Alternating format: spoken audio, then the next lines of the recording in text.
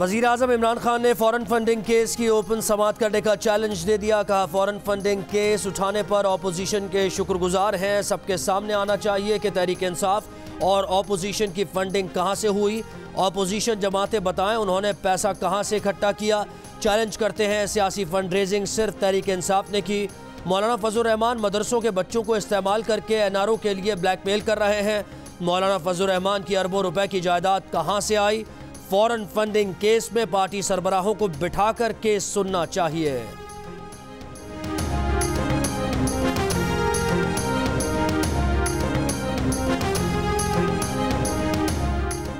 PTI foreign funding case में दरखास्त गुजार अकबर एस बाबर का इलेक्शन कमीशन की स्क्रूटनी कमेटी पर अदम एतमाद का इजहार। कहा, स्क्रूटनी कमेटी दुरुस्त तरीके से काम नहीं कर रही थी। कमेटी नाकाम हो चुकी है। जो स्क्रूटनी हो रही है वो बिल्कुल शफाफ नहीं। तमाम रिकॉर्ड इलेक्शन कमीशन के हवाले किया जाए और सबके सामने समाअत की जाए।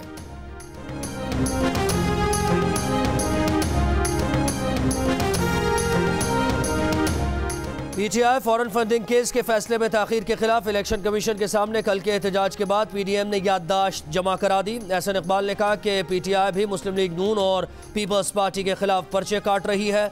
उम्मीद करते हैं इलेक्शन कमीशन शफाफ अंदाज में यह मामला निपटाएगा। गैर मुल्की फंडिंग केस की तहकीकात फौरी मुकम्मल होनी चाहिए। केस में इमरान खान 6 साल से एनआरओ पर हैं। राजा परवेज अशरफ बोले, चीफ इलेक्शन कमिश्नर गैर जानिबदाराना किरदार अदा करें। पीटीआई फॉरेन फंडिंग केस में इंसाफ पर मबनी फैसला होना चाहिए।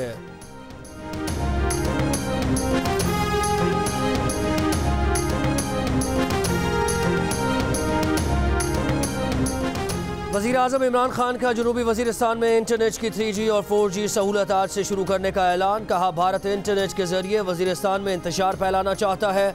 नौजवानों को उकसाने की कोशिश कर सकता है। अस्करी हुकाम से बातचीत के बाद उन्होंने नौजवानों के लिए इंटरनेट की सहूलत फराहम करने का फैसला किया है। कबायली अज़ला का इंज़माम रोकने की बड़ी कोशिश की गई। तारीख साबित करेगी कि यह फैसला दुरुस्त था।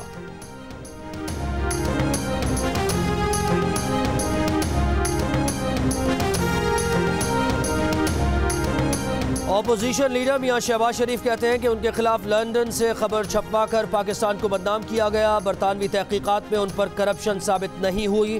नैब हुक्काम उल्टे भी हो जाएं, क़यामत तक उनके खिलाफ करप्शन का एक धेला साबित नहीं कर सकेंगे।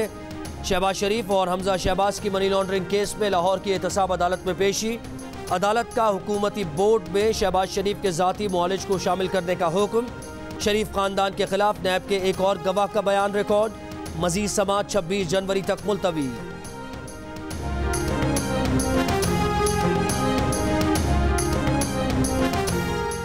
वज़ीर तलाश शिबली फराज कहते हैं, ब्रॉडशीट मामले ने एक बार फिर बनारसी ठगों को बेनकाब कर दिया। ये केस याद दिलाता है कि किस तरह ज़ाती मफाद की खातिर मुल्की मफाद का सौदा किया गया। कौमी ख़जाने को बेरहमी से लूटने वालों को हिसाब देना होगा। माजी में इन करप्ट अनासिर को एनआरओ ना मिलता तो मुल्क का इतना नुकसान ना होता।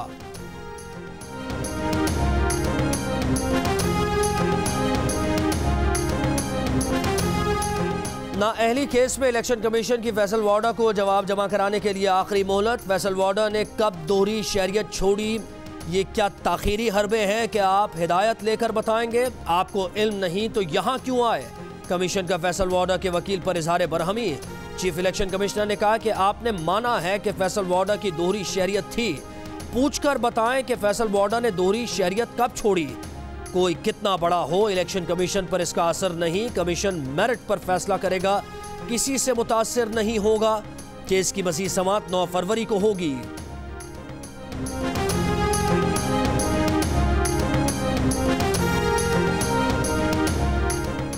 इक़्तिसादी राबता कमेटी ने 8 लाख टन चीनी दरामद करने की मंजूरी दे दी। 5 लाख टन चीनी ट्रेड कॉरपोरेशन ऑफ पाकिस्तान दरामद करेगी। निजी शोबे को 3 लाख टन खाम चीनी दरामद करने की इजाज़त दी गई। चीनी की दरामद पर 30 जून तक टैक्स छूट की भी मंजूरी। ईसीसी ने रोजवेल्ट होटल के माली मामलात के लिए कायम कमेटी कायम कर दी। पाकिस्तानियों की बैरून मुल्क सरमायाकारी की ड्राफ्ट पॉलिसी मंजूर। ईसीसी ने वजारत दाखिला को बरतानिया में मुकदमात की पैरवी के लिए सप्लीमेंट्री ग्रांट देने की मंजूरी भी दी।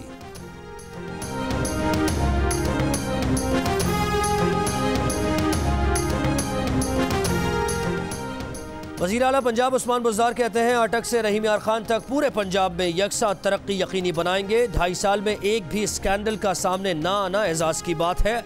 वज़ीर आला का हड़प्पा में रेलवे फाटक, वाटर सप्लाई और सीवेज के लिए 50 करोड़ रुपए और सड़कों की तामीर और मरम्मत के लिए 1 अरब रुपए देने का ऐलान।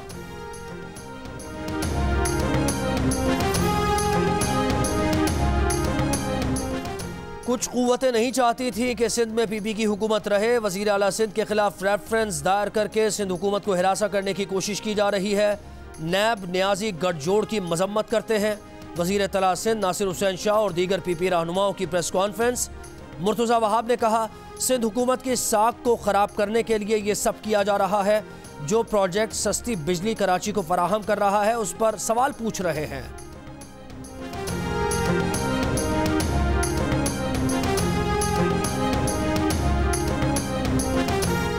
लाहौर हाई कोर्ट ने चौधरी बरादरान के खिलाफ 20 साल पुरानी तहकीकात बंद करने की दरखास्तें निपटा दी। नैब ने आमदन से ज़ायद असासाजात और मनी लॉन्ड्रिंग की तहकीकात बंद करने की रिपोर्ट जमा कराई थी।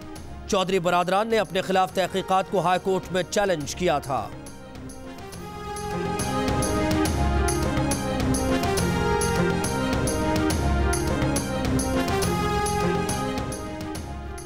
जब रुखसाना बंगश के बेटे ने नैब को जवाब दे दिया तो फिर मशकूक क्या रह गया। मीडिया ट्रायल नहीं होना चाहिए, हर एक की इज्जत होती है। इस्लामाबाद हाई कोर्ट में पीपल्स पार्टी की रहनुमा रुखसाना बंगश की अबूरी जमानत पर समात।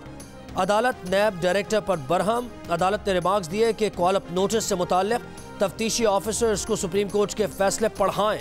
डिप्टी प्रोसिक्यूटर जनरल नैब सरदार मुजफ्फर ने अदालत को बताया कि तफ्तीशी ऑफिसर से गलती हुई, वो मुआवजत चाहते हैं।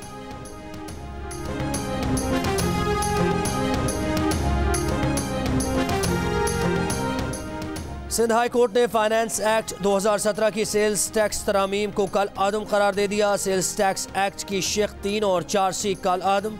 सिंध हाई कोर्ट ने दरखास्तों पर फैसला सुना दिया। दरखास्त गुजारों का कहना था कि सेल्स टैक्स से मुताल्लिक फैसला काबीना ही कर सकती है, ये इख्तियार किसी एक फर्द को नहीं दिया जा सकता।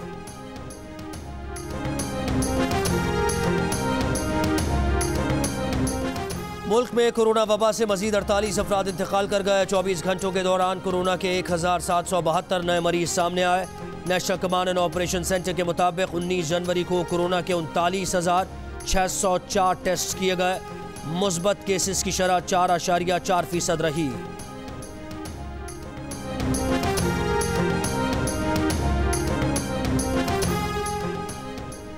भारतीय सहाफ़ी के मामले से साबित हो गया कि भारतीय हुकूमत ने सियासत के लिए अपने ही 40 लोग मरवाए। पाकिस्तान ने भारतीय रियासती दहशतगर्दी के मामले पर नाकाबिल तरदीद डोसियर दुनिया को फराहम किया। वज़ीर ख़ारिजा शाह महमूद कुरैशी की पाकिस्तान हिंदू काउंसिल के सरबराह रमेश कुमार के हमरा मीडिया से गुफ्तगू। वज़ीर ख़ारिजा ने कहा भारत 11 पाकिस्तानी हिंदुओं के कत्ल पर किसी किस्म का ताउन करने को तैयार नहीं। पाकिस्तानी हाई कमीशन मामले को उठाने के लिए हर मुमकिन किरदार अदा कर रहा है।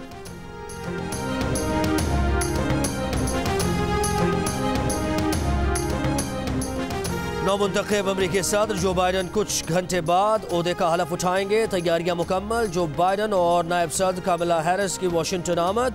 सख्त सिक्योरिटी इंतजामात। गड़बड़ के पेश नज़र कैपिटल हिल की बिल्डिंग के गिर्द धाती बाड़ और 25,000 नेशनल गार्ड्स तैनात।